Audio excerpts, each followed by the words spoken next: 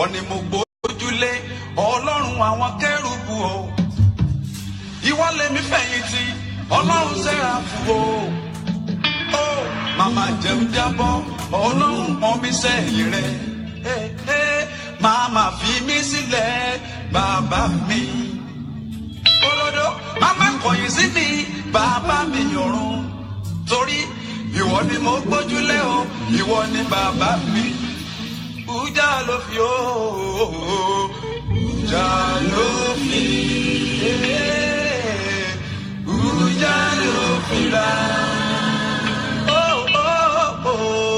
ujà ló fi la mi ujà ló fi ya uyara masali gaja wuliya olórí ayé mòde sọ̀dọ̀ rẹ̀ ọba kọ́ni wáyébúra mọ̀yára ayáyá masara wasayi alora ya mọ̀kúra masali ala wùjírí buya masa ẹ̀ríbúra mọ̀ba ọba kọ́ni wúlíà dáná síríbù ya mọ̀ alora kájára masabi ẹ̀mí mímọ́ ọlọ́run gbé mi wọ̀ gbénú mi sọ̀rọ̀ àṣẹ o mi sí mi bàálé mi lè jìkà àní ẹ̀mí mímọ́ ọlọ́run gbé mi wọ̀ gbénú mi sọ̀rọ̀ àṣẹ o mi sí mi bàálé mi lè jìkà ó ń bẹ̀lẹ̀ yìí ló dúró gbẹ̀ngbẹ̀ ọba ẹ̀rí bẹ̀lẹ̀ yìí ló dúró gbẹ̀ngbẹ̀ aláṣẹ pé bẹ̀lẹ̀ yìí ló dúró gbẹ̀ngbẹ̀ aláṣeyọrí bẹ̀lẹ̀ yìí ló dúró gbẹ̀ngbẹ̀ ọba àwọn bá bẹ̀lẹ̀ yìí ló dúró gbẹ̀ngbẹ̀ alágbára ń bẹ̀lẹ̀ yìí ló ṣiṣẹ́ agbára olóyè ń bẹ̀lẹ̀ yìí ló ṣiṣẹ́ òye onímọ̀ ń bẹ̀lẹ̀ yìí ló ṣiṣẹ́ ọpọlọ aláṣeyọrí bẹ̀lẹ̀ yìí ló sọ gbogbo òtítọ́ aláṣepé bẹ̀lẹ̀ yìí ló sọ gbogbo láṣepé olùdarí ń bẹ̀lẹ̀ yìí ló dá mi láre ẹ̀mí mọ́ bẹ̀lẹ̀ yìí ló solùtùnú fún mi oníṣẹ́ ìyanu bẹ̀lẹ̀ yìí ló ṣiṣẹ́ ìyanu oníṣẹ́ rí bẹ̀lẹ̀ yìí ló jíṣẹ́ rí fún mi alára ń bẹ̀lẹ̀ yìí ló fi mí dára tó dá olùtọ́jú bẹ̀lẹ̀ yìí ló tọ́jú ayé mi onísábàbí bẹ̀lẹ̀ yìí ló fi mí ṣe tó dá onírè ń bẹ̀lẹ̀ yìí ló fún mi níre olùgbọ́n ilé bẹ̀lẹ̀ yìí ló ń pọ́n mi lé lọ́nà gbogbo olùyẹni sí bẹ̀lẹ̀ yìí ló yẹ mí sí aláṣọ àṣírí bẹ̀lẹ̀ yìí mi tó ń dá aṣọ àṣírí omi o ẹ̀rí àwọn apọ́sítélì wọn ni mo gbójúlé jẹ́ òwúwọ́ ọlọ́run mi jẹ́ òwúwọ́ láti dá mi lọ́lá.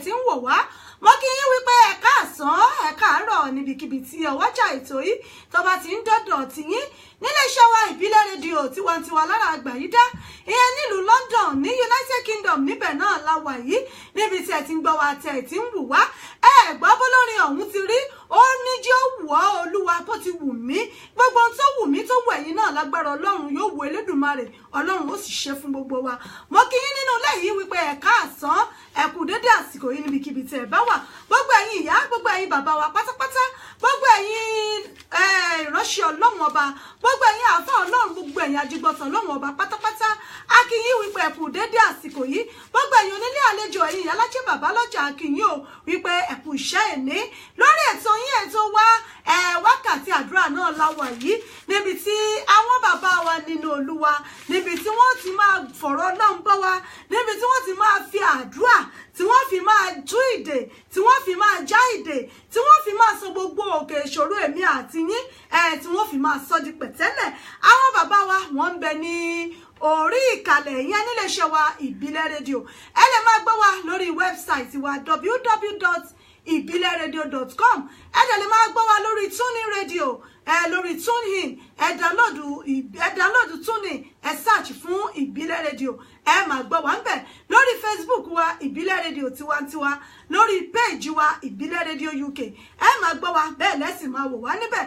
Àwọn bàbá wa nínú Olúwa wọ́n ti wà níkàlẹ̀ báyìí. Àwọn bàbá wa Reverend Bishop Olúgbénga Ògúntádé JP, àwọn bàbá wa náà ni wọ́n wà níkàlẹ̀ yìí o, tí wọ́n tún máa fi ọ̀rọ̀ Ọlọ́run túdè jáde.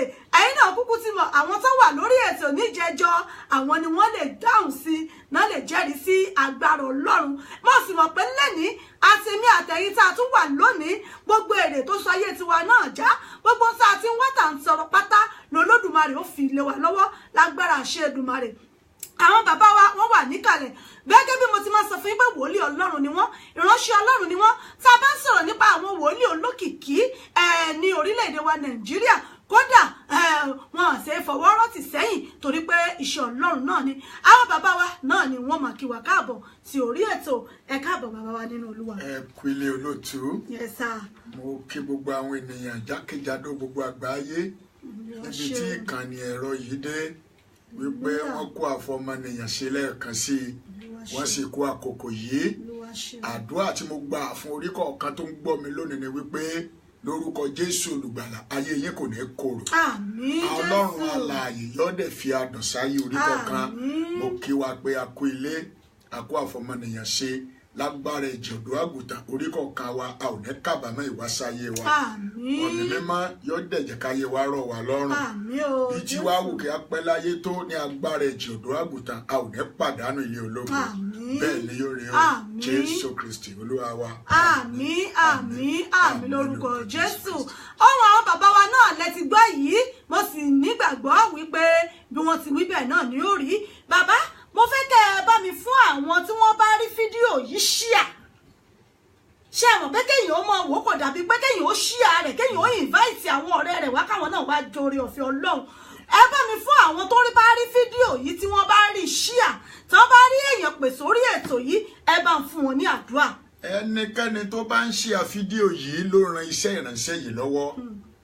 Ohun tí mo wá fẹ́ sọ rèé gẹ́gẹ́ bí wòlíì Olódùmarè, gbogbo ìwọ ọkàn tí ò ń ṣe àfídíò yìí lónìí, ìrànlọ́wọ́ Ọlọ́run dìde fún ọ. Àmín o Jésù. Mo pa láṣẹ ní agbára ẹ̀jẹ̀ Jésù olùgbàlà, ọ̀gángan bíi tí ayé rẹ ti nílò ìrànlọ́wọ́ Ọlọ́run yẹn, ọba ìrànlọ́wọ́ Ọlọ́run pàdé lónìí. Àmín. Ìrànlọ́wọ́ ní gbogbo ọ̀nà ayé tí òǹgbẹ rẹ ti ń gbé ọkàn rẹ, tí òǹgbẹ ìrànlọ́wọ́ ti ń gbé ọkàn rẹ, lónìí ìrànlọ́wọ́ Ọlọ́run dìde fún ọ. Àmín. Bí o ti ń ṣe àfídíò yìí, lágbára ẹ̀jẹ̀ ọ̀dọ́ àgùntàn, ayé rẹ yóò sọ̀rọ̀ tọ̀tàn. Àmín. Ní orúkọ ẹ̀jẹ̀ Jésù olùgbàlà, ayé rẹ yóò dẹ̀ fọ̀ níbi gíga. Àmín. Gbogbo ìwọ kan tó ń ṣe àfídíò pátápátá, mo pa láṣẹ lórúkọ ẹ̀jẹ̀ Jésù olùgbàlà, ọkàn tí ó ti ara rẹ̀ jẹ́ èèyàn, tí wọn náà tara rẹ̀ dìde láyé, ẹ̀mí mímọ́ kó fà wọ́n lé ọ lọ́wọ́. Àmín. Ó dẹ̀ yìn Ọlọ́run. Àmín. Ògo ni fún Jèhófà. Àmín. Jésù Kristi Olúwa wa. Àmín, àmín, àmín lórúkọ Jésù. Ẹ ṣeun gbogbo ẹ̀yin tẹ́ ń gbọ́ wa, tẹ́ ń wò wá lórí ètò Tóyìn Bello Àròmírẹ́. Wọ́n ní you are welcome my father in the Lord, bless you sir. Wọ́n kì í. Ìyá mi Abímbọ́lá JP, wọ́n ní a kí àwọn bàbá wa pé wọ́n kú iṣẹ́ Olúwa, wọ́n ní Olúwa yóò máa sọ agbára dọ̀tun. Ìyá wa Onítọ̀, wọ́n ní good afternoon my dear ìyá Ìbàdàn, wọ́n ní ẹ kú ètò, wọ́n ní bàbá wa ẹ kú iṣẹ́ Olúwa. Ẹ ṣeun Ẹniọlá Táíwò Ayégbọ́ Ṣáàkì bẹ́rìbẹ́rì, ẹ ṣé gan ni tẹ́ ń gbọ́ wa, tẹ́ ń wò wá. Àwọn bàbá wa wọ́n bá wa sọ̀rọ̀ Ọlọ́run.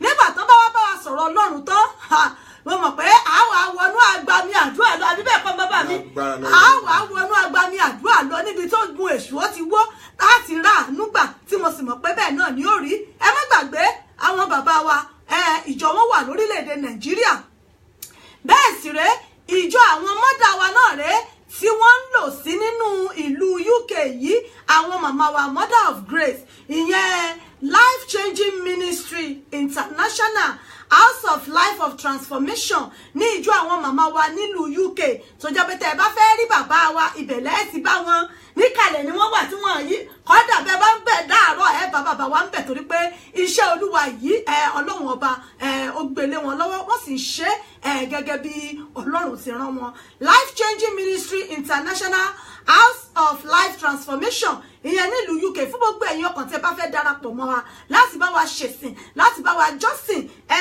ní ọjọ́ Monday prayer meeting wà tó jẹ́ aago 6 sí aago 7 alẹ́. Ọjọ́ Tuesday prayer warrior meeting ìyẹn ní aago 7 sí aago 9 àbọ̀. Ní ọjọ́ Wednesday òun ni Ṣílò pẹ̀lú Ṣílò ní aago Bible study wa aago 4 sí aago 7. Ṣílò rèé aago 7 sí aago 9 òun náà ni yóò bẹ̀rẹ̀. A dẹ̀ ní Miracle Faith Clinic ní ọjọ́ Thursday ìyẹn ní 7 to 9. Ọjọ́ Friday pàdé àwọn akọrin àtàwọn tó ń wojú Olúwa fún ọmọ. Ní ọjọ́ Saturday ní counseling látago 12 títí dago 7. Ọjọ́ Sunday ó ní ìsìn ọpẹ́ tó jẹ́ ọjọ́ ìsinmi ní aago 10 àbọ̀ àárọ̀ òní sí mọ́ bẹ̀rẹ̀. Ẹ̀yin náà lè darapọ̀ mọ́ wa láti bá wa jọ́sìn láti bá wa gbólúwa ga ìyẹn ní ilé ìjọsìn Life Changing Ministry International nílùú UK tí àwọn bàbá wa tí wọ́n dé sí.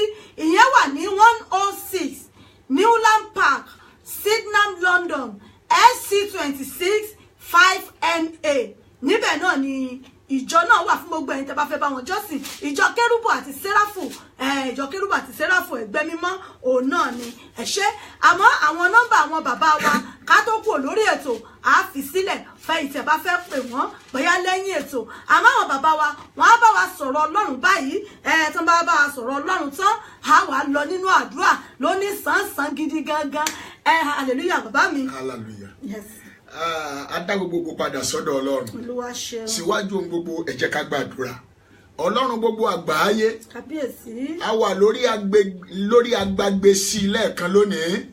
Ọlọ́run májẹ̀mú ọya darapọ̀ mọ́ wa. Àmín Jésù. Tó bá jẹ́ pé ìwọ ni ọba ọ̀rọ̀, ìwọ ni ọba afẹ́fẹ́. Gbogbo ibi tí afẹ́fẹ́ ń gbé ohùn wá dé lọ́wọ́lọ́wọ́ báyìí tí wọ́n sì gbọ́ ohùn yìí àṣẹ ìwòsàn Olúwa jẹ́ kó wọlé tọ̀ wọ́n. Àmín Jèhófà. Gbogbo ipá àti agbára Sátánì láyé ẹnìkọ̀ọ̀kan tí ń gbọ́rọ̀ prógrámù yìí lórúkọ Jésù gbogbo ipá náà kó máa pín lónìí. Àmín. Ọ̀rọ̀ èyí tí a fẹ́ gbọ́ lónìí Olúwa jẹ́ kó ṣe ìdáǹdè fáyé wa. Àmín. Ọlọ́run ṣe bẹ́ẹ̀. Àmín. Bíbélì wípé ọ̀ràn ọ̀rọ̀ rẹ̀ ó sì mú wọn lára dá. Ọ̀rọ̀ tí orí kọ̀ọ̀kan wa fẹ́ gbọ́ lónìí Olúwa jó mú wa lára dá. Àmín, jẹ́ kó wo ayé wa Jésù. sàn. Àmín. Ògo ni forúkọ lókè ọ̀run. Hallelujah. Ògo ni forúkọ Ọlọ́run lókè ọ̀run. Hallelujah. Ògo ni forúkọ Ọlọ́run lókè ọ̀run. Hallelujah. Jésù Kristi Olúwa wa. Àmín, àmín, àmín lórúkọ Jésù. Hallelujah. Hallelujah. Hallelujah. Hallelujah. Hallelujah. Hallelujah. Síwájú ohun gbogbo, mo dá ògo àti ìyìn padà sí ọ̀dọ̀ ẹni tí í ṣe tiẹ̀ tí í ṣe Ọlọ́run alààyè. Kábíyèsí. Ẹni tó fún wa ní orí ọ̀fẹ́ láti wà lórí ètò yìí torí wípé gbogbo ipá, gbogbo agbára, gbogbo ọlá, gbogbo èyìn ó jẹ́ ti bàbá mi tá ò rí ṣùgbọ́n tó ń ṣiṣẹ́ rírí. Kábíyèsí. A dá gbogbo ògo padà sọ́dọ̀ rẹ̀ kí Ọlọ́run alààyè dákúndábọ̀ kó gba ògo wa. Àmín. Kó gba ọpẹ́ wa. Àmín. Kó gba ọpẹ́ wa. Àmín. Mo dẹ̀ yìn Ọlọ́run lógo lára gbogbo àwọn ènìyàn Ọlọ́run pátápátá, àwọn bàbá wa nínú iṣẹ́ Olúwa àti àwọn tí a jọ jẹ́ déédéé àti àwọn tó ń bọ̀ lẹ́yìn wa. Lágbára ẹ̀jẹ̀ ọ̀dọ́ àgùntàn a ò ní sì í ṣe. Àmín. Lágbára àṣẹ ọ̀run a ó máa ṣe. Àmín. At the same time mo dúpẹ́ lọ́wọ́ iléeṣẹ́ ìbílẹ̀ rédíò tí Ọlọ́run gbélé ìyá Ìbàdàn lọ́wọ́. Lágbára ẹ̀jẹ̀ ọ̀dọ́ àgùntàn iléeṣẹ́ yìí yóò di ní ńlá jù báyìí lọ. Àmín, Jésù. A ó dẹ̀ yìn Ọlọ́run. Àmín. Láì fi àkókò ṣòfò, ọ̀rọ̀ ńlá ni mo mú tọ̀ wá ní ìrọ̀lẹ́ yìí. Kí ni ọ̀rọ̀ náà? Ó ní wípé a gbọ́dọ̀ gbìyànjú láti wà nínú Olúwa, torí nígbà tí a bá wà nínú Olúwa ó ní Olúwa yóò wà nínú wa. Ní tí mo pé àkórí ìwàásù mi fún wa nírọ̀lẹ́ ni wípé bàbá tó ń gbọ́ mi nínú ilé, màmá tó ń gbọ́ mi nínú ilé, ẹskísà ẹ gbìyànjú láti wà nínú Olúwa. When I'm saying ẹ gbìyànjú láti wà nínú Olúwa, another Yorùbá fún ni wípé ẹ gbìyànjú láti di Ọlọ́run mú. Ẹ gbìyànjú láti ní ìgbọ́kànlé nínú Ọlọ́run. ẹnìkan wípé sóhun ọ̀gbẹ́kẹ̀lé Ọlọ́run tẹ́lẹ̀ ni sóhun òdìmọ́ Ọlọ́run tẹ́lẹ̀ ni òdìmọ́ Ọlọ́run tẹ́lẹ̀, but I can ask from you right now pé did you work towards it? tó o bá dìmọ́ Ọlọ́run tẹ́lẹ̀ ǹjẹ́ ò ń lépa ẹ̀ ǹjẹ́ ò ń ṣiṣẹ́ tọ́ òótọ́ àmọ́ pé gbogbo ẹ̀dá tí ń bẹ nínú ayé kábàtà Ọlọ́run ni gbogbo wa gbẹ́kẹ̀lé Ọlọ́run ni gbogbo wa dìmọ́ ṣùgbọ́n ǹjẹ́ ìwà àti ìṣe wa ǹjẹ́ ó fi hàn pé a dìmọ́ Ọlọ́run yìí?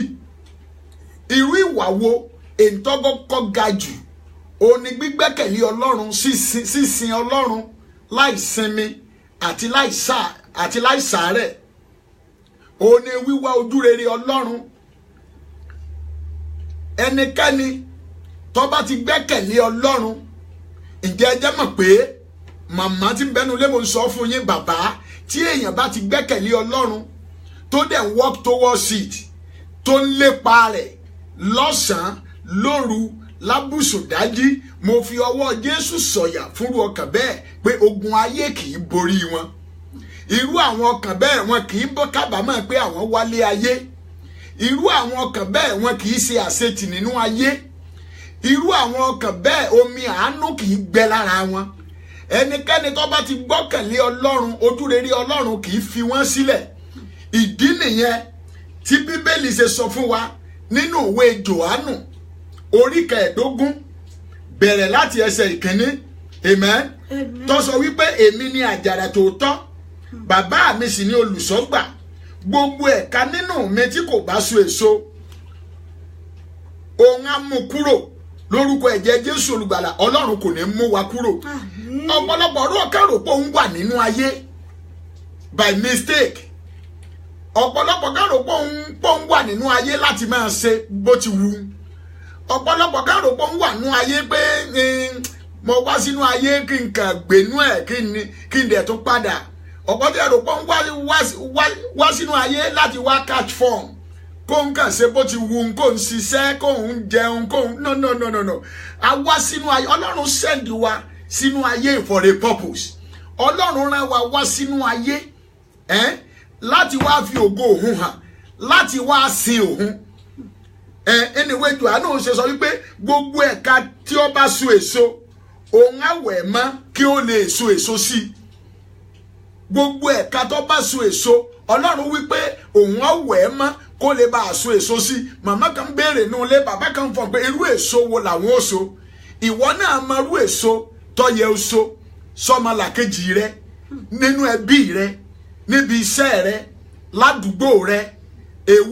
èso ìwà mímọ́, èso ìwà bí Ọlọ́run, èso ìwà mímọ́, èso ìwà bí Ọlọ́run. bàbá màmá mò ń bẹ̀ wá lónìí, ẹ jẹ́ kí a gbénú Ọlọ́run kí Ọlọ́run náà lè gbénú wa. ẹnikẹ́ni tí bá ń gbénú Ọlọ́run yóò so èso. Ọlọ́run á wá wẹ̀ mọ́ kó tó lè bá a so sí i. ìyẹn ni wípé whenever tá a bá ti bára wa nínú ayé yìí, a gbọ́dọ̀ máa ní àròjinlẹ̀ lórí irú wípé irú ìwà wo ni mò ń wù sọ́mọlàkejì mi, irú ìgbésẹ̀ wo ni mò ń gbé sọ́mọlàkejì mi, kí lérò inú mi sọ́mọlàkejì mi. ilé ayé tí wá ń dídà dídò lónìí, ilé ayé ò dídà dídò, ilé ayé ò sì change, kò yí padà. àwa èèyàn inú rẹ̀ náà la sọ ilé ayé di ewu, la sọ ilé ayé di wàhálà, la sọ ilé ayé di bọ́ọ̀bá òbú lẹ́sẹ̀. èmi àti yín méjì, ẹ jẹ́ ká gbìyànjú láti jẹ́ kí ìṣẹ̀mí ayé wa kó so èso rere. nípa bẹ́ẹ̀, ẹgbọ́n tí ẹsẹ̀ kẹta ìwé Jòhánù orí 15 yẹn wí, ó wí pé ẹ̀yin mọ̀ nísinsìnyí nítorí ọ̀rọ̀ tí mo ti sọ fún yín, ẹ máa gbé inú mi. bàbá màmá, ẹ ti rí ibi tí mò ń lọ báyìí. ẹ̀yin mọ̀ nísinsìnyí gẹ́gẹ́ bí ọ̀rọ̀ tí mo ti sọ fún yín, ẹ máa gbé inú mi. ẹ máa gbénú Olúwa. mọ́mì máa gbénú Olúwa. dádì máa gbénú Olúwa. tọ́ ọ bá ti gbénú Olúwa, ọ̀fọ̀nù Olúwa hàn àwọn ọmọ rẹ. àwọn tí bá ń gbénú Olúwa àti ṣebí yóò ṣòro fún wọn, àti hùwà burúkú yóò ṣòro fún wọn. ní tí wọn ò jẹ́ fi dánra wọn wò, wọn ò ní fi dán ọmọnìkejì wọn wò. ẹ máa gbé inú olúwa ó wípé ẹ máa gbé inú mi èmi ó sì máa gbénú yín. Ìyẹn túmọ̀ sí pé àwọn tí bá ń gbénú olúwa lolúwa ń gbénú wọn. Ẹ máa gbé inú mi èmi ó sì máa gbé inú yín. Tó o bá ti ń gbénú olúwa, iṣẹ́ rẹ yẹn ó ti wà ní olúwa, ọmọ rẹ ó ti wà ní olúwa, ayé rẹ ó ti wà ní olúwa. Tó o bá ti ń gbénú olúwa, gbogbo nǹkan tí wọ́n rò pé ó le ọlọ́run ọkàn máa sọ dìrọ̀rùn fún ọ ni. Bíbélì ìwé Jòhánù oríkàdó wípé ẹ máa gbé inú mi èmi ó sì máa gbé inú yín.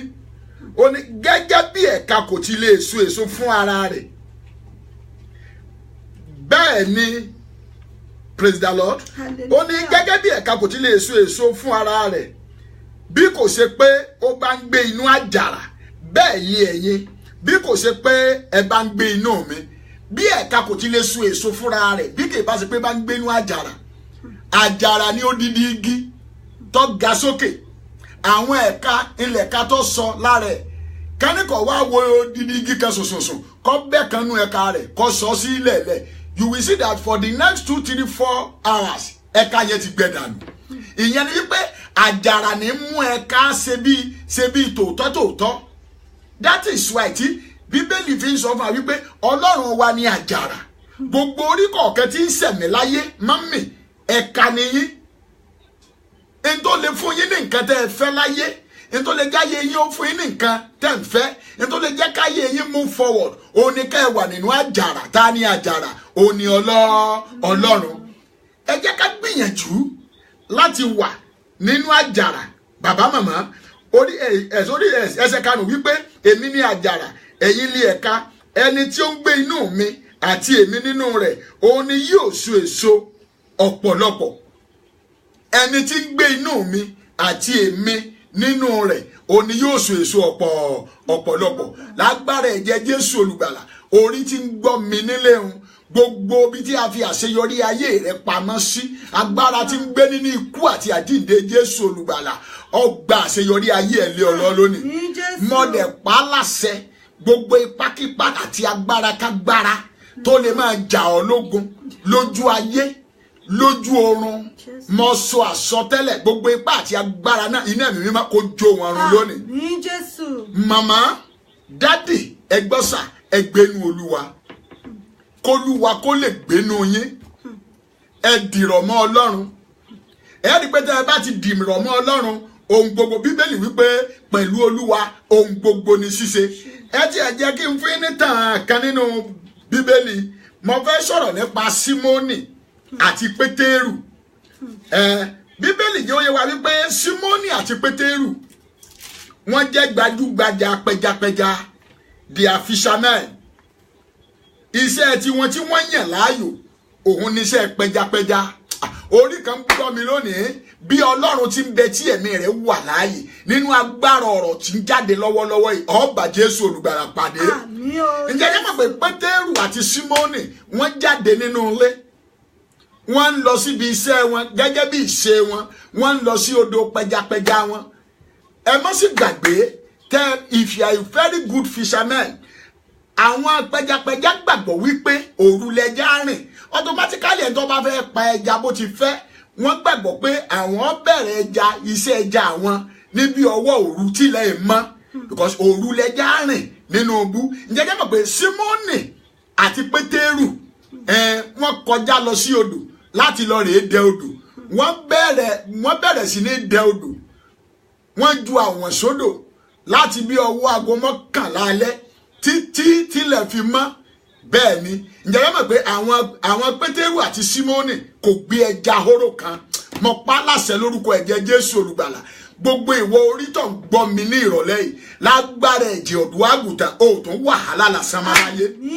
Ní agbára ẹ̀jẹ̀ ọ̀dọ́ àgùntàn ó tún wàhálà lásán máa.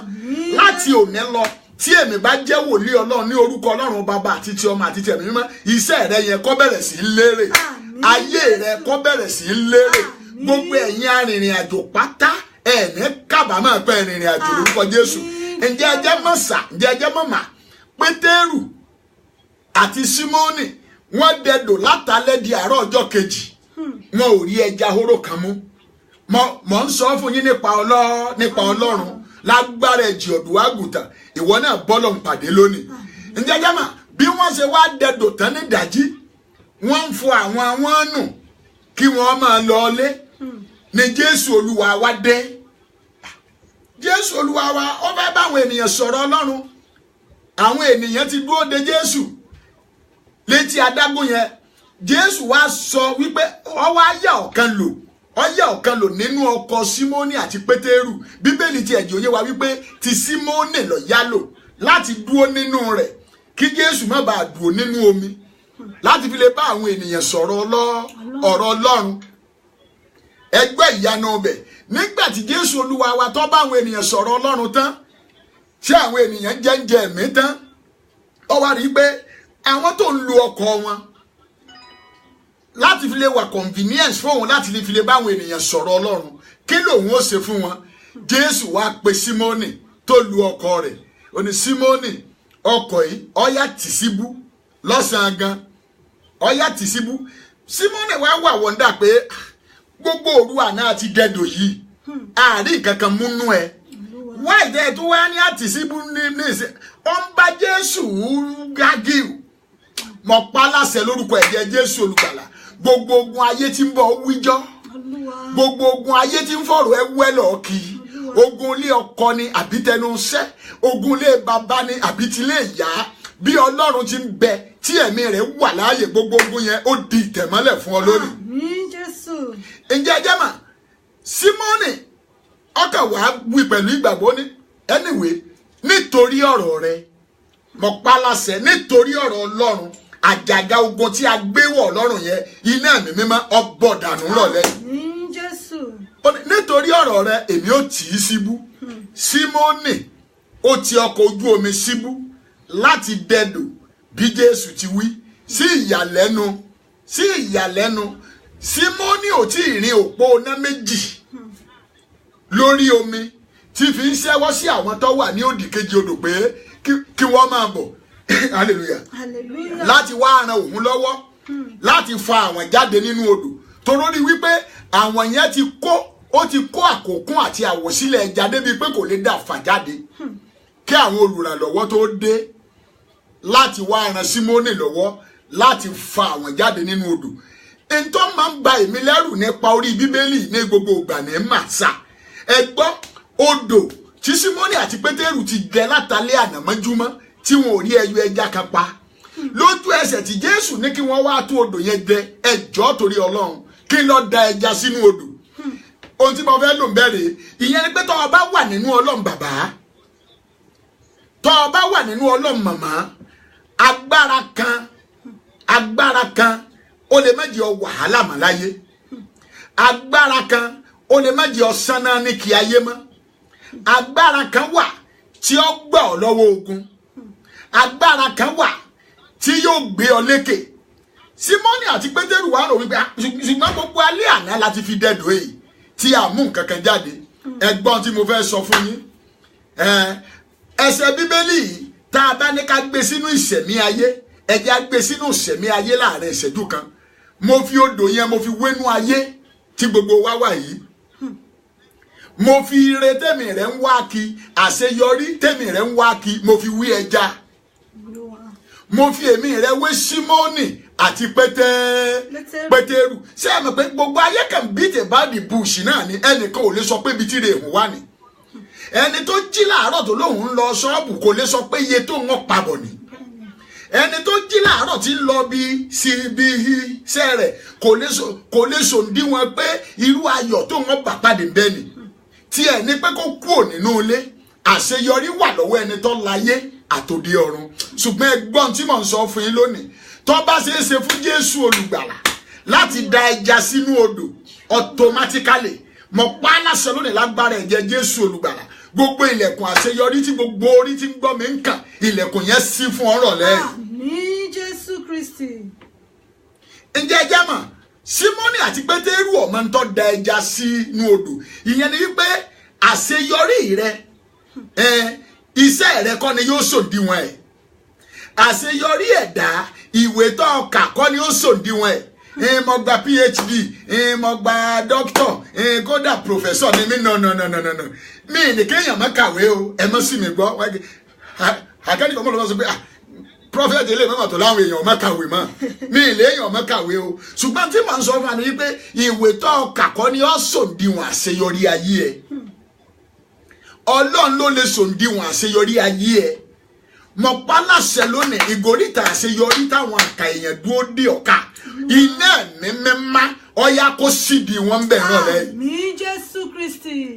Etí màá sọ fún wa ni pé bàbá màmá torí ti Ọlọ́run ẹ jẹ́ ká gbénú Ọlọ́run ẹ jẹ́ ká gbénú Ọlọ́run kí Ọlọ́run ó lè gbénú wa torí pé Ọlọ́run wa ní àjàrà ẹ̀ka là wa kò sì sí tí ẹ̀ka lè ṣe lẹ́yìn àjàrà torí àjàrà ni ó supply ẹ̀ka ní tí ó fi live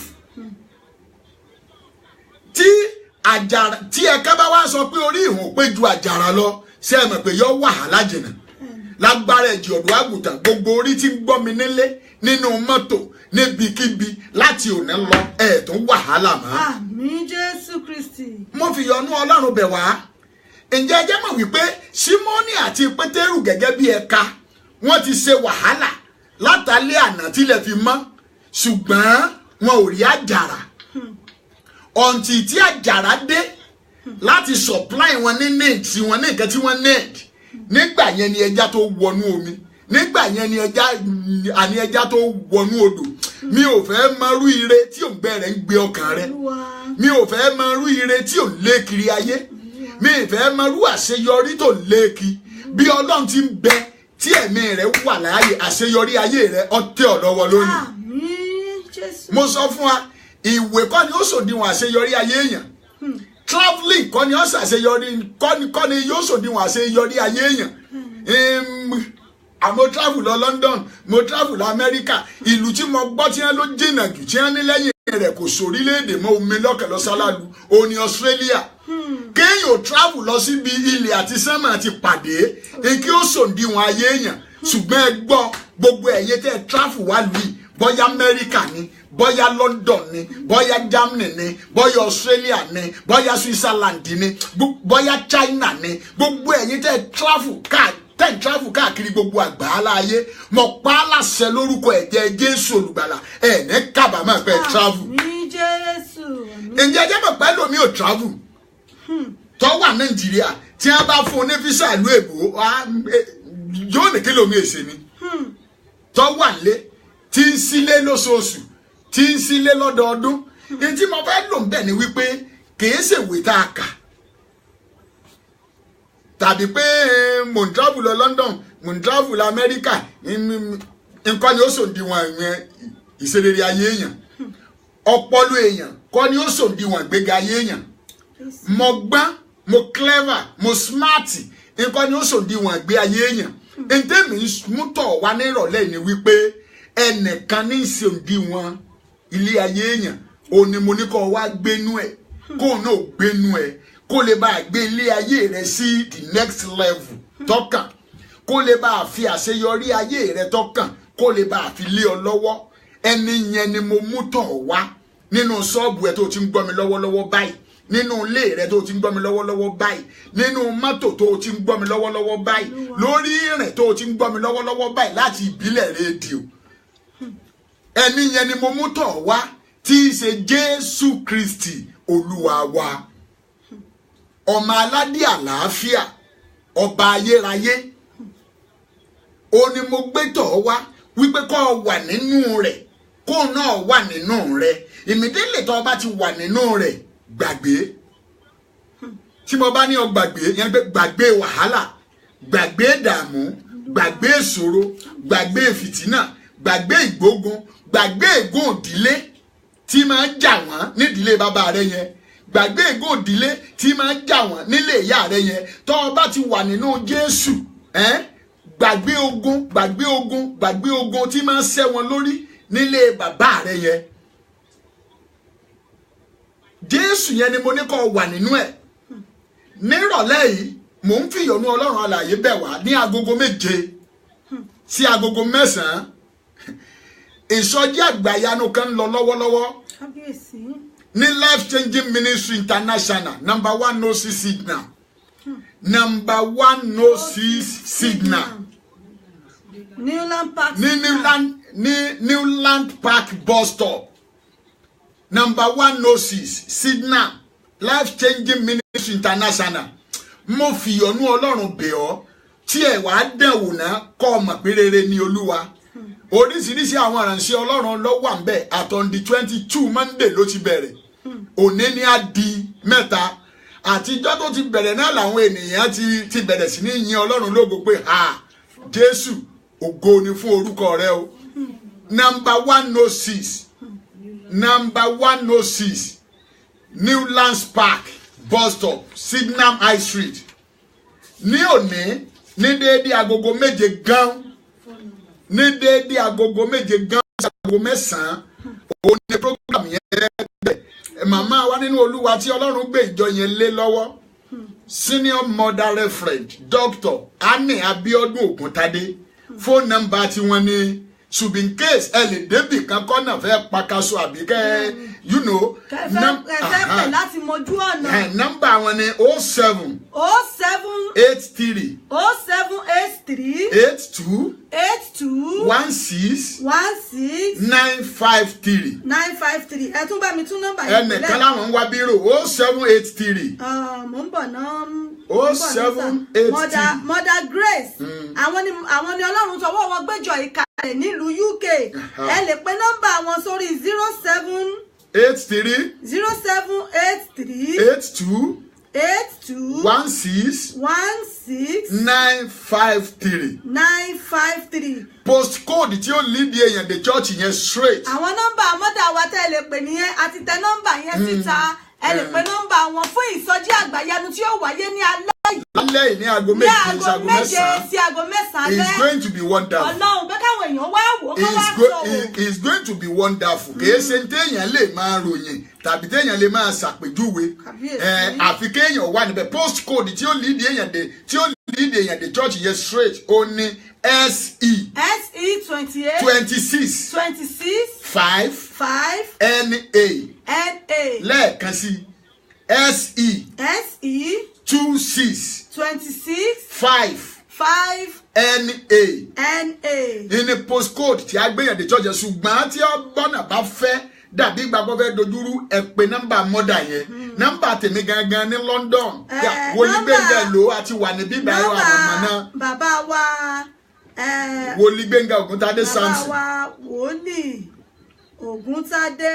Ó ní 07. Mo ń bọ̀ sà. Nọ́mbà tèmi nílùú yìí. Ó yá 07. Ó ní 07. 44 84 04 532. Ẹnìkan láwọn ń wá báírò lọ ní ẹtújẹ́ tó pè 07 44 84 04 532. Tó bá wá jẹ́ pé Nàìjíríà nọ́mbà ni. Àti tẹ nọ́mbà àwọn bàbá wa síta fún ti UK.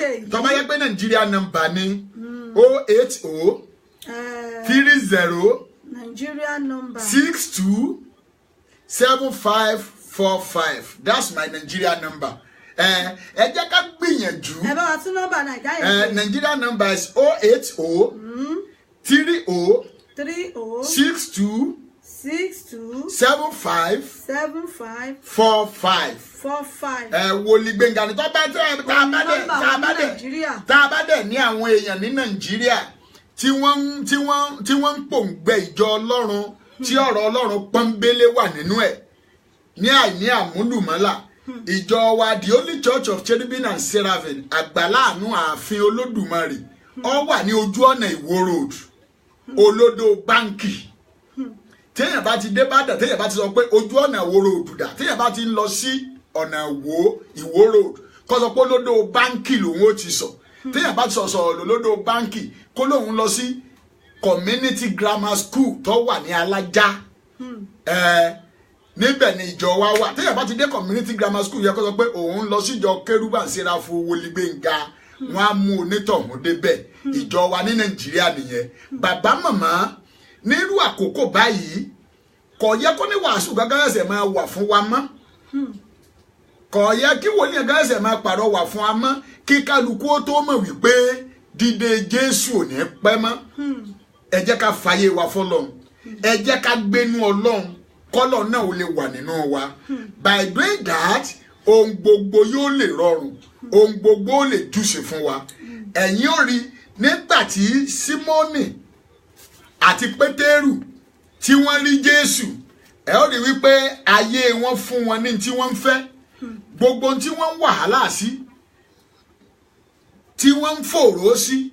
Ẹ̀yin náà wá gbọ́n tí ìwé Jòhánù orí 15 ẹsẹ̀ 7 yẹn wí. Ó wí pé bí ẹ̀yin bá ń gbé inú mi, tí ọ̀rọ̀ mi bá sì ń gbé inú yín, ẹ ó béèrè ohunkóhun tí ẹ bá fẹ́, a ó sì ṣe é fún yín. Bí ẹ̀yin bá ń gbé inú mi, tí ọ̀rọ̀ mi sì ń gbé inú yín, ẹ béèrè ohunkóhun tí ẹ bá fẹ́, a ó sì fi fún yín. That is why ìsọjí tí à ń ṣe yẹn, mo sọ fáwọn èèyàn lánàá, lónìí a fẹ́ kánsẹ́lì ara wa ni. It's just like seminar. Kérúbù ti kúrò ní ojú táwọn èèyàn fi ń wo wọn ni. Ìwọ lọ Kérúbù, ọ pàtẹ́wọ́ fẹ́ lè borí sọ̀gìrì. Tàbí wọ́n lọ Kérúbù, ńgbà bá dé Kérúbù, ńgbà bá rí iná sí ọ tí wọ́n wá yẹn bọ́ fún ọ, tí wọ́n yẹn ẹran, tí wọ́n yẹn adìẹ, tí wọ́n yẹn epo, tí wọ́n yẹn òróró, tí wọ́n yẹn ata. Kérúbù ti kú òbá wọn wọn. Gẹ́gẹ́ àwọn èèyàn má fojú No. Kérúbù ti kú òbá wọn wọn yẹn. Irú àná ń sìn bá a ṣe kọrin inú ìwé tán, everybody sit down ni. Àwa lọ nínú ẹ̀kọ́ ọ̀rọ̀ Ọlọ́run tó jẹná korokoro. Àwọn èèyàn gan gbogbo look, tó o bá fẹ́ gba nǹkan lọ́wọ́ Ọlọ́run, gbogbo nǹkan kó o lè gbà pẹ̀lú àtẹ̀wọ́, gbogbo nǹkan kó o lè gbà pẹ̀lú àwẹ̀, gbogbo nǹkan kó o lè gbà pẹ̀lú ètò. Àwọn nǹkan kankan bẹ tí pé ẹ̀kọ́ òun ìmọ̀ ló fi gbà á lọ́wọ́ Ọlọ́run. Ní Bíbélì fi wípé àwọn ènìyàn mi ń kú nítorí tí wọn kò ní ìmọ̀. Bíbélì wípé ẹni tí ń fẹ́ ẹ̀kọ́ ń fẹ́ ìmọ̀, ẹni tó kórìíra ìbáwí ẹranko ni. Yes, tí èèyàn bá nímọ̀ nǹkan nípa ẹni ó fẹ́ gba nǹkan lọ́wọ́ rẹ̀, wà á rí wípé it will be very very very very very easy for you. Nígbà Jésù nímọ̀ nípa Ọlọ́run níṣẹ́ ìyanu fi ń ṣe. Ara tí mo fi lẹ́tọ̀ àwọn èèyàn lánàá nìyẹn. Ẹ rí wípé pípè tá a pe Jésù wípé kó wá jí Lásárù dìde, wọn ò pé kógo Ọlọ́run ó lè bá àyọ lára Jésù. Àwọn tí wọ́n pe Jésù pé ó wá jí Lásárù dìde, wọn ò pé kógo Ọlọ́run ó lè farahàn láyé Jésù. Wọ́n fẹ́ fi Jésù ṣẹ̀sín ni. Kábíyèsí. Gbogbo ọkàn tó pètèpèrò pé òun ò fi ọ ṣẹ̀sín, iná ẹ̀mí mímọ́ ju ọrùn. Àmín o Jésù. Because immediately tá a ti pe Jésù, ó ní Màríà kejì ti sáré lọ rè pàdé ẹ̀ lọ́nà pé Jésù padà. Ẹni tí wọ́n ń pè ọ́ sí àti jẹ́rin, kéèyàn ò pé èèyàn sókù tó ti kú láti jẹrin, títí rùn, títí ń tàdín. Jésù wá sọ fún Màríà pé Màríà, ṣé bí mo ti sọ fún ọ pé bí ìwọ bá gbàgbọ́ ó rí ògo Ọlọ́run. Ẹni tí mo fẹ́ lò kọ́hún, ẹni tí mo fẹ́ lò rè. Nígbà tí Jésù dé bí òkú Lásárù, ohun tí a gbọ́ ni wípé ó gbójú sókè. Ìyẹn ni pé ó ní ẹ̀kọ́ nípa ẹni tí ń bá dí, tí í ṣe Ọlọ́run alààyè. Ó gbójú sókè, ó wá sọ fọ́lọ́run pé wọ Ọlọ́run, nítorí àwọn ènìyàn tí ń bẹ níta yìí, ọmọ bá àwọn tí ń bẹ níta ẹlẹ́yà àwọn ni ẹ dúró dè, ẹ̀sìn ìhun ni ẹ fẹ́ ṣe, wọ́n fẹ́ yẹ̀yẹ́ ìhun ni. Nítorí àwọn èèyàn tí ń bẹ níta yìí, mo pa láṣẹ gbogbo àwọn èèyàn tí ń gang up nítorí rẹ, báwo fi ọ ṣẹ̀ṣẹ̀ àwọn òfògùn jà ọ́, àwọn yẹ̀yẹ́ rẹ, gbogbo alágbára ayé tó lójútì lọ́ọ́ bá padà Nàìjíríà, lọ́ọ́ bá padà orílẹ̀-èdè bí o ti wà lóyè, gbogbo alágbára ayé náà lónìí iná ẹ̀mí mímọ́ kó jó wọn run bẹ́ẹ̀. Ǹjẹ́ ẹjẹ́ mọ̀, Jésù gbójú sókè, ó sọ fún bàbá rẹ̀ tí ń bẹ lọ́run pé mo dúpẹ́ lọ́wọ́ rẹ pé ọmọ ń gbọ́ tèmi, mo dúpẹ́ pé ó sì tó gbọ́ tèmi lónìí. Tó bá rí bẹ́ẹ̀ nítorí àwọn èèyàn tí ń bẹ ń ta yìí, Ọlọ́run ó yá jí Lásárù fún mi.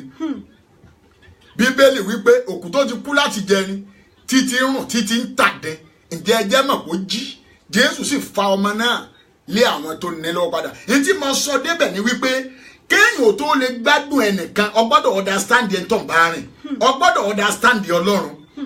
Yes, that is why kese pé tí wọ́n bá gbọ̀n sí ìsọjí kan, àmọ́ fẹ́ lọ sí program kéwòn náà, so ti múra àtẹ̀wọ́, ọ pàtẹ́wọ́ tó yẹ pé odidi ọ̀sẹ̀ kan máa fàbọ̀ ní kíra ọrùn ọwọ́ no.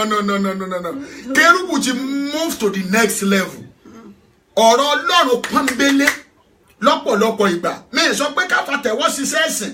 Mi ò ju doctrine wa nu o. Ṣùgbọ́n kìí ṣe gbogbo ìgbà ni mò ń sọ fún wa. Àtẹ́lẹwọ́ is one of cherubim and seraphim's doctrine. Good. I don't dispute that. Mi ò dẹ̀ fagilé. Ṣùgbọ́n mò ń sọ fún wa wípé à ń pa nígbà tó bá necessary, nígbà tá a bá rí pa nílò rẹ̀, kìí ṣe gbogbo ìgbà.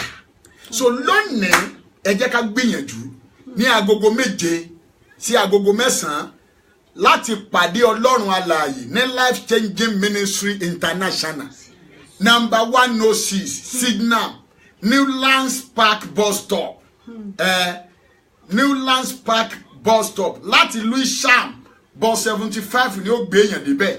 Èèyàn wá sọ̀kalẹ̀ ní Newlands Park bus stop. Téèyàn bá ti sọ̀kalẹ̀ ńbẹ̀ ẹ kàn lè pe aago màmá yẹn tàbí kẹ́ ẹ pa aago tèmi náà. Ẹ lè pe aago àwọn màmá 078 38 21 69 53. Òun ni nọ́mbà àwọn màmá wa tí Ọlọ́run gbé ìjọ Life Changing Ministry sí Anes Church tó gbélé lọ́wọ́. Ìjọ Kérúbù àti Séráfù ni ìjọ Kérúbù àti Séráfù níbi tí Ọlọ́run ti ń gba àdúrà tó ti ń gbàdúrà tó gun ti ń já tídè ń já táwọn èèyàn ń ra àánú gbà. Aboyún bí wẹ́rẹ́ ẹni tó wojú Ọlọ́run fọmọ wọn rí ọmọ gbà. Ẹlòmíín wojú Ọlọ́run fún wẹ́ẹ́ ìgbèlú Ọlọ́run ṣe ń bẹ̀ tí wọ́n ń jáde ọpẹ́. Àwọn èèyàn rẹ̀ ẹlòmíín ti ń wáṣẹ́ tó ti ń gbèwé káàkiri tábí bó bá ti débẹ̀ báyìí ni wọ́n tún sọ fún pé ẹ tó padà wá àlégbà yín mọ́. Nígbà tó débẹ̀ Ọlọ́run dá lóhùn oríṣi ayọ̀. A ti rí àwọn èèyàn tí wọ́n ti dá ọjọ́ péjọ báyìí láwọn òde pọ́ọ̀tì wọn padà. Tí wọ́n fẹ́ rù wọ́n padà lọ sí Nàìjíríà. Bí Ọlọ́run ti ń bẹ tí ẹ̀mí kèé tí ẹ̀sẹ̀ Nàìjíríà nìkan ní bẹ́ẹ̀ àwọn ẹgbẹ́ Sierra Leone ni o Côte d'Ivoire ni o àwọn Jamaica ni o tí wọ́n sọ pé ọjọ́ báyìí déètì báyìí aago báyìí làwọn ń gbé ọ lọ ìlú yín tí lọ rè sáì níjojúmọ́. Ṣùgbọ́n mi I tell you tó sì wá ń lu ìdèsè tó ń tìwé rẹ̀ lọ́wọ́. So mo fi yọ́nú Ọlọ́run bẹ̀ wá. Ọlọ́run yìí ń ṣiṣẹ́ agbára ní Life Changing Ministry International lórúkọ ẹ̀jẹ̀ Jésù olùgbàlà kọ̀dẹ̀ ní ṣe tiẹ̀ náà tì. Pàdé Ọlọ́run nírọ̀lẹ́ yìí because tí mo bá ní kọ́ pàdé wa à ń gbéra wa ga nìyẹn. Wàá pàdé ẹni tí ń gbénú wa, wàá pàdé ẹni tí tọ́ran wa níṣẹ́, ọ̀ràn máa bọ́ ọmọdé bẹ̀, ọ̀ràn máa ń ṣẹ́ fàyà tí. Ọba ńlá tí ń ṣe oní ńlá ẹ̀rù jẹ̀jẹ̀ létí òkú pupa ikùn ọkọ̀ Fáráò, wàá pàdé rẹ̀ nírọ̀lẹ́ yìí ní agogo 7 sí agogo 9. Please just try. Nọ́mbà àwọn bàbá wa náà rèé ẹ lè pe nọ́mbà àwọn bàbá wa náà Reverend Bishop Gbénga Ògúntádé àwọn bàbá wa tó ń bá wa sọ̀rọ̀ Ọlọ́run yìí. Nọ́mbà wọn ni 074 48 40 45 32. Yes. 074 48 40 45 32. Àti tẹ gbogbo ẹ̀ sí ojú platform wa tẹ́ ti ń wò báyìí gbogbo ẹ̀ lẹ́rìí ń bẹ̀ láti bá àwọn bàbá wa sọ̀rọ̀ àbá ń bọ̀ wá sínú ìsọjí ìrọ̀lẹ́ yìí táwa fẹ́ béèrè ọ̀nà gbogbo wa la mọ̀ Signal ní Newland Park tá a bá ti wọ bus 75 bóyá láti Lewisham ni àbí àwa ń bọ̀ láti Peckham ní tá a wọ bus 197 tá a bá ti bọ́lẹ̀ níbi Signal yẹn àátọ́ gẹ̀rẹ́gẹ̀rẹ́ wá sísàlẹ̀ àti rí ibi Newland Park bus stop yẹn ẹ̀gbẹ́bẹ̀ number 106 ibẹ̀ ni ìjọ Ọlọ́run yìí kalẹ̀ sí tí Ọlọ́run tọwọ́ àwọn mọ́dà wa mọ́dà Grace Abiodun Ògúntádé JP tí àwọn bàbá wa tí wọ́n ti ń gbé ìsọjí kalẹ̀ níbẹ̀ gbogbo yín náà ni wọ́n pè pé kẹwàá ẹ má jẹ́ káwa náà fìgbàlà wa dọ́là torí pé ẹlòmíì ò tiẹ̀ mọ ronú bàbá yóò mọ òbí bó bá di lọ́lọ́ òun ó tún mọ́ lọ jèrè ẹ̀yin náà mọ́ fìgbàlà yìí dọ́là o torí wípé ohun téèyàn bá fi sílẹ̀ báyìí téèyàn ò tètè mójútó Ọlọ́run má jẹ́ kí nǹkan mi ò dé báyìí ń bẹ̀ torí ẹ̀ náà la ṣe ń pè yín pé kẹ́yìn náà wá jẹ orí ọ̀fẹ́ Ọlọ́run ìsọjí Wednesday lẹ́ni aago 7 sí aago 9 lẹ́nẹ̀. ètò wa lágbára tá a fi máa olóòtú mo fi owó àtọmọdé yìí lẹ́nu ètò wa lágbára tí a ó fi kásẹ̀ ìsọjí yẹn lẹ̀ ó ní ìdúpẹ́ ọdún ní ọjọ́ Sunday on the 28. ní 28. ó máa la tàbọ̀ gidi ẹ̀. pé ibẹ̀ láti fọpẹ́ láti fi jó ayọ̀ láti fi gbàre lọ́wọ́ Olúwa. a fẹ́ dúpẹ́ lọ́wọ́ Ọlọ́run lọ́jọ́ Sunday yẹn fún ọdún tuntun tọ́lọ́run mú wa wọnú ẹ̀ láyọ̀ àti ìdúpẹ́ àjọ̀dún wa tá a ṣe ní Sunday kejì nínú oṣù kẹwàá ya 2017. Yes, ní Sunday tí ń bọ̀ yìí la fẹ́ ṣe ìdúpẹ́ rẹ̀ nínú ìjọ wa apẹ̀yìn náà sà apẹ̀yìn náà mà ẹ gbìyànjú láti wá ní Sunday tí bẹ́ẹ̀ on the 28 anointing yẹn máa lágbára gidi gan anointing yẹn máa lágbára gidi gan àwọn packages tí Ọlọ́run ní fún wa ní ọjọ́ yìí in fact kò ní ṣe é fẹnu ròyìn fún yàn àfi kí kéèyàn wà ń bẹ so mo bẹ̀ yín bàbá màmá bí Ọlọ́run ti ń bẹ tí ẹ̀mí rẹ̀ wà láàyè ní kábàámọ̀ pé wòlú ìwà pàdé mi nínú ìjọ Ọlọ́run alààyè yẹn Life Changing Ministry International number 106 Sidnam bus stop to súnmọ́ church yẹn jù òun ni New Lands Park bus stop. Yes, so ẹ̀yin tẹ́ bá dẹ̀ fẹ́ postcode díẹ̀ SC26 5NA SC26 5 November Apple oni postcode ibẹ̀ fún àwọn tá a bá ń drive number 106 SC26 5NA níbẹ̀ ni ẹ ti rí ẹ ṣeun mo dúpẹ́ bàbá wa tẹ́tí ń gbóhùn wọn náà ni Reverend Bishop Gbénga Ògúntadé láti orílẹ̀-èdè Nàìjíríà náà ni wọ́n ti wá sílùú yìí láti wá wò wípé Ọlọ́run rán wọn wá sílùú yìí wípé ọ̀pọ̀lọpọ̀ náà ló wà nínú ìdààmú tó ń wojú Ọlọ́run fún nǹkan òun náà ni wọ́n ṣe wá ń gbé àwọn àkànṣe ètò àdúrà kalẹ̀ wípé kẹ́mi àti yín ká lè wá jorí ọ̀fẹ́ ń bẹ̀ mo sì mọ̀ wípé àdúrà ò ní ṣe tèmi àti yín kò ní ṣe tiwa tì mo kí ìyá mi àpáta ayérayé CNS Church ìlú Amẹ́ríkà làwọn wà wọ́n ní ẹkú iṣẹ́ Olúwa sà wọ́n ní trust you ìyá Ìbàdàn Olúwa ṣe photos mo rí gbogbo yín níbẹ̀ Princess Abọ́sẹ̀dé Olúga ẹ̀ṣẹ́ Adéwùmí Táíwò Olútọ́lá Ọláìyá ẹ̀ṣẹ́ Ìyábọ̀ Clay Jubril ẹ̀ṣẹ́ Bukky James Gold ẹ̀ṣẹ́ gan ni wọn náà ń ṣàmì àdúrà Evangelist Peter Adékọ́lá ẹ̀ṣẹ́ Olúfisáyọ̀ Kọ́láwọlé akọrin ọba one mo kí yín pé ẹ̀yin náà ń gbọ́ wa tẹ́ ń wò wá bàbá mi Azeez Abíọ́lá mo rí yín Títílayọ̀ Sàlámì àwọn náà ń ṣàmì wọ́n sì ń kí yín pé ẹ̀kú ètò ẹ̀ṣẹ́ Tóyìn Bello Àròmírẹ́ ẹ̀ṣẹ́ Yámi Olítàn ẹ̀ṣẹ́ bẹ̀ ṣe ń bá wa ṣíà àti gbogbo ẹ̀yin tẹ́ ń wò wá tẹ́ ń gbọ́ wa Saheed Bilikis Olúwabùkọ́lá ẹ̀ṣẹ̀ gbogbo yín tí ẹ̀ ń bá wa bẹ́tò bọ̀ bàbá mo fẹ́ kẹ́ fi àdúrà mo fẹ́ kẹ́ fi àdúrà ran àwọn èèyàn lọ́wọ́ bóyá fún ìṣẹ́jú márùn-ún ni àbí láàrin ìṣẹ́jú márùn-ún ni o mo fẹ́ kí ẹ fi àdúrà ràn àwọn èèyàn lọ́wọ́ bóyá èèyàn fún wa ni o bóyá iná lẹ́sìn gbé kalẹ̀ fún wa torí àwọn tó ń wò wá tó sì ń gbọ́ wa nínú ilé. ẹ jẹ́ ká gbàdúrà sàmà mo pa á láṣẹ lórúkọ ẹ̀jẹ̀ Jésù olùgbàlà ọwọ́ ìgbédìde tí kò ṣeé dá dúró ní Ọlọ́run tí a kò lè dá dúró mo gbé ọ̀gá o Ọlọ́run tí a kò lè dá dúró mo gbé ọ̀gá o mo pa á láṣẹ ọwọ́ àṣeyọrí Ọlọ́run tí ò ṣe dá dúró ọyá kó wo ayé rẹ wá lórí. Àmín Jésù. mo pa á láṣẹ gbogbo ibi tí wọ́n ti kọ̀ ọ́ sílẹ̀ yẹn tó ti yẹ kó jẹ́ aláṣẹ wọn tó ti yẹ kó ní àṣeyọrí mo pa á láṣẹ ìṣẹ̀lẹ̀ ìyanu ayọ̀ tí ó padà gbé ọ lérí wọn ọyá kó ṣẹlẹ̀ láyé rẹ rẹ. Àmín Jésù. bí orin kan tí mo fi máa ń panu ìwọ náà máa fi panu lẹ́ẹ̀kọ̀ọ̀kan ó ní bàbá sọ mí di dàdí mọ́ wọn lọ́wọ́ Jésù sọ mí di dàdí mọ́ wọn lọ́wọ́ jẹ́ ká máa wí pé àwọn ò lè ṣe dádì ló lè ṣe dádì o dádì wa ló lè ṣe bàbá sọ mí di dádì mọ́ wọn lọ́wọ́ ẹ̀yin màmá ọmọ ọkọ ti yín wípé bàbá sọ mí di màmí mọ́ wọn lọ́wọ́ bàbá sọ mí di màmí mọ́ wọn lọ́wọ́ jẹ́ ká máa wípé àwọn ò lè ṣe màmí ló lè ṣe màmí o màmí wa ló lè ṣe bàbá sọ mí di màmí mọ́ wọn mọ̀ pa á láṣẹ lórúkọ Jésù olùgbàlà agbára ọ̀run tí ó sọ di màmá alálùbáríkà nílé ìyá nílé bàbá agbára yẹn kó wọ ayé ẹ wá lónìí. Àmín Jésù Kristi. mo pa á láṣẹ lórúkọ Jésù olùgbàlà ìwọ ò tó ṣàṣetì mọ́. Àmín o Jehovah. gbogbo ogun ayé ogun ènìyàn ó yá kó padà lẹ́yìn rẹ.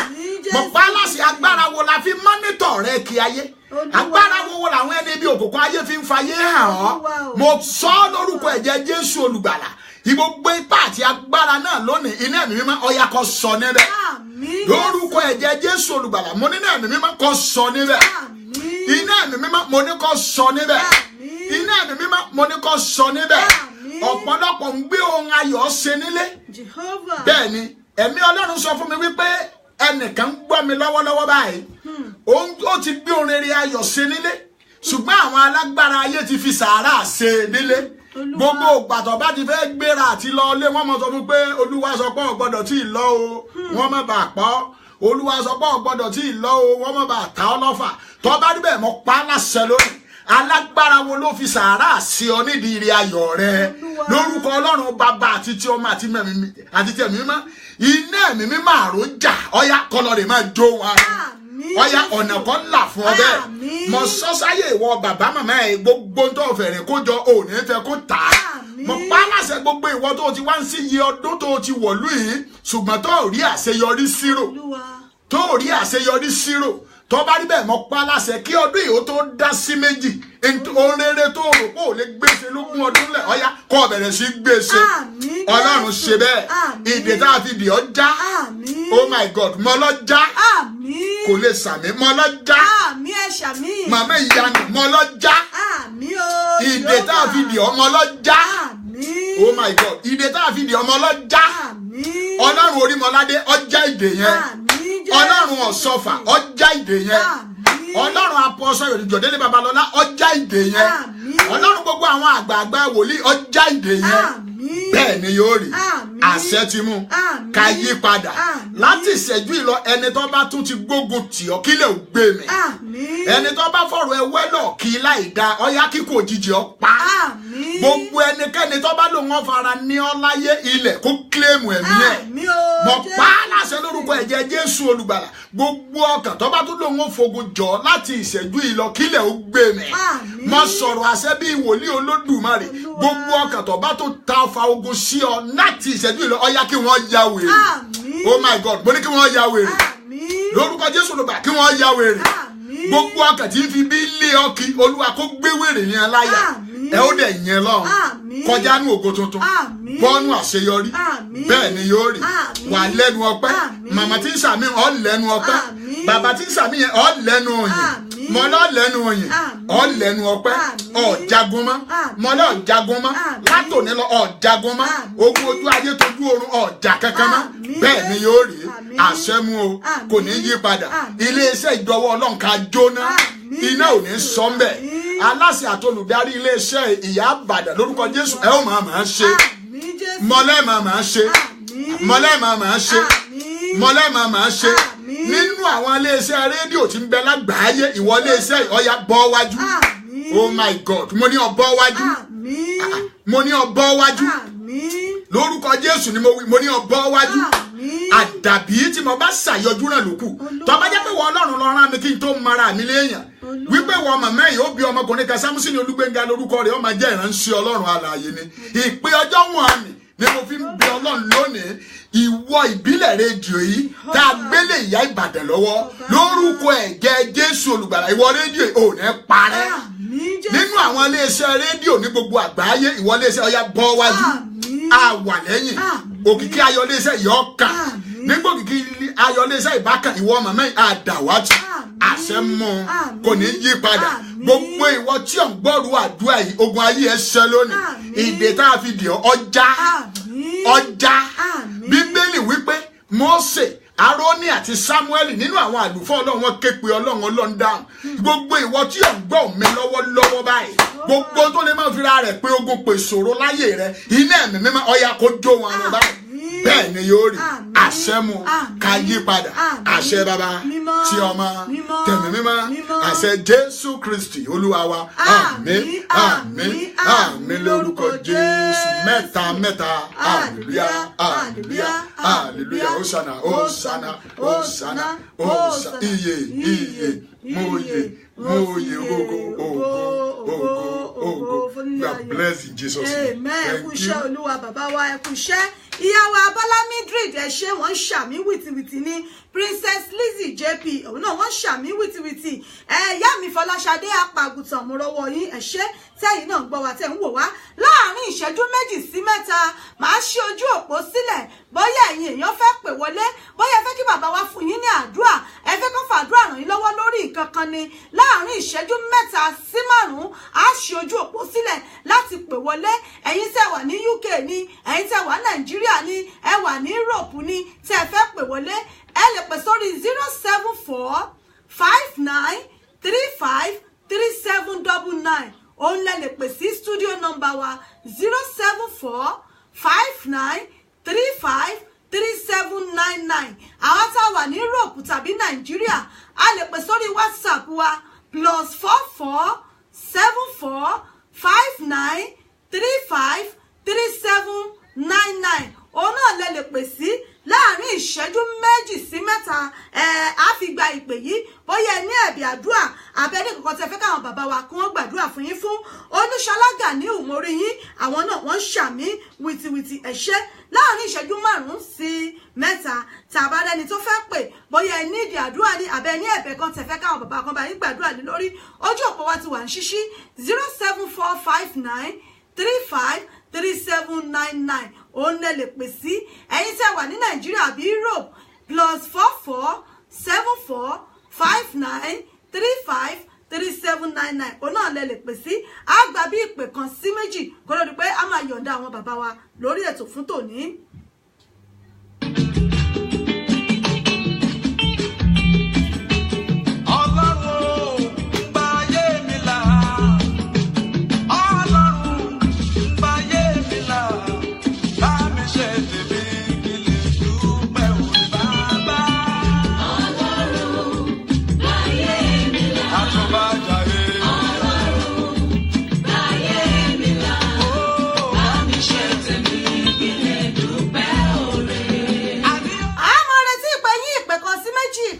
Bàbá wọn mọ̀ lọ lórí ètò.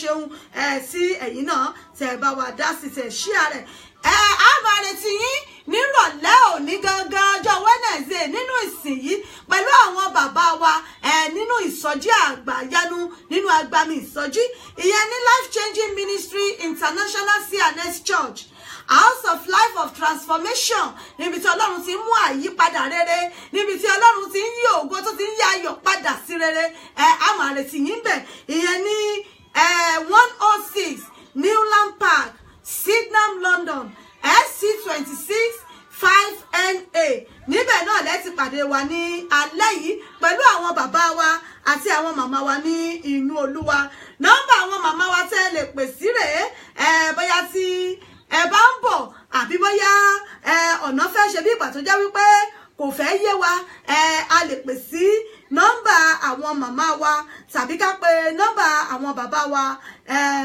wa Ògúntádé a lè pe nọ́mbà tiwọn náà. Àwọn nọ́mbà tá a lè pè sí àwọn náà ni nọ́mbà yẹn dàsà.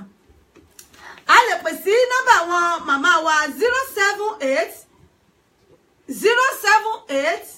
38 216 953 078 38 216 953 ní àwọn nọ́mbà màmá wa tí Ọlọ́run gbé ìjọ wọn kalẹ̀ ní Newland Park yìí ìjọ Newland Park tí Ọlọ́run gbé Life of Change Ministry lé wọn lọ́wọ́ ní Newland Park ní Sydney. Àwọn náà ni màmá wa Mother of Grace nọ́mbà wọn nìyẹn. Tẹ́ bá fẹ́ bá bàbá wa gan sọ̀rọ̀ bàbá wa nínú Olúwa Wòlíì Gbénga Ògúntádé nọ́mbà tí wọ́n lélẹ́yìí 074 48 40 45 32 ó ní nọ́mbà àwọn bàbá wa tẹ́ lè pè sí 074 48 40 45 32 ó ní nọ́mbà àwọn bàbá wa tẹ́ lè pè sí. Bóyá èyí fẹ́ pè wọ́n lẹ́yìn ètò fún àdúrà ni àbẹ́ ní kankan ẹ̀bì àdúrà tẹ́ fẹ́ bẹ̀ wọ́n àbẹ́ yìí fẹ́ wá sínú ìsọjí yìí lẹ́ni tàbí ẹ fẹ́ darapọ̀ mọ́ wọn lọ́jọ́ Sunday fún ti ọpẹ́ àkànṣe fún ti ọdún àti ti àjọ̀dún èyí tí wọ́n ṣe kọjá lọ́jọ́ Sunday yìí náà ni aago mélòó ní ìsìn ó bẹ̀rẹ̀ Sunday. Lágbára Ọlọ́run Ísírẹ́lì ní aago 11. Aago 11 òwúrọ̀ òní sí ó bẹ̀rẹ̀ níjọ́ Sunday. Ẹ̀yin náà wà àwọn kan níjọ́ wọn ní lọ́hùn wọ́n ní ìjọ ogun rere ká lè ti Násárẹ́tì wá. Jésù wá sọ fún wọn wípé ẹ pè wọ́n wá kí wọ́n wá wò ó torí ẹ̀ náà la ṣe ń pè yín báyìí náà jáde wá kẹ́ wá wòrè Ọlọ́run gbogbo èdè tẹ́yìn náà tí ń wò wípé bóò ni ó ṣe jẹ́ Jésù ti ṣetán láti ṣẹ́gun fún wa. A máa retí gbogbo yín lágbára àṣẹ Èdùmàrè. Ká tó máa lọ lórí ètò bàbá wa ẹ bá wa dágbére fáwọn èèyàn kẹ́sì bá wa fà àdúrà kásẹ̀. Gbogbo ẹ̀yin ènìyàn wa ní gbogbo orílẹ̀-èdè ayé tí ẹ ti ń gbọ́ wa lágbára ẹ̀jẹ̀ ọ̀dọ́ àgùntàn adánilóró ayé kò ní dá yín lóró. Àmín Jésù. Wàhálà ogun kò dẹ̀ ní wọlé tọ̀ yín. Àmín Jésù.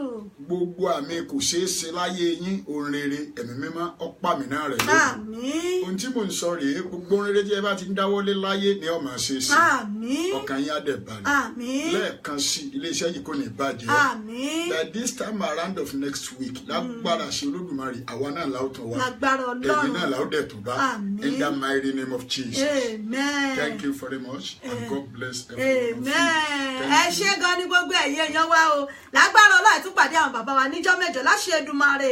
Adu Esther Abégúndé mo rọ́wọ́ yín ẹ ṣé tẹ́yin náà ń wò wá. Sulaiman Abubakar ẹ ṣé gbogbo yín pátápátá náà la rí. A tún pàdé níjọ́ mẹ́jọ lákòókò kan náà nígbà kan náà láago 3 sáago 4 ọ̀sán ní ọjọ́ Wednesday tó ń bọ̀ pẹ̀lú àwọn bàbá wa nínú Olúwa. Ẹ tún pàdé wa lágbára Ọlọ́run. Yẹ́misí Ẹ̀ṣọ́dún ní ẹ ṣé. A tún rí yín níjọ́ mẹ́jọ pẹ̀lú àṣẹ Èdùmàrè títí tá a tún fi pàdé níjọ́ mẹ́jọ. Èmi ọmọ yín ìyá Ìbàdàn náà ni mò ń dágbére fún yín. Ire owó ire ọmọ kó wá wá rí o. Àánú korí kó wá wá rí láṣẹ ti Èdùmàrè. A tún pàdé pẹ̀lú àwọn bàbá wa níjọ́ mẹ́jọ lágbára Ọlọ́run títí ìgbà náà ire o ó dàgbọ̀ náà.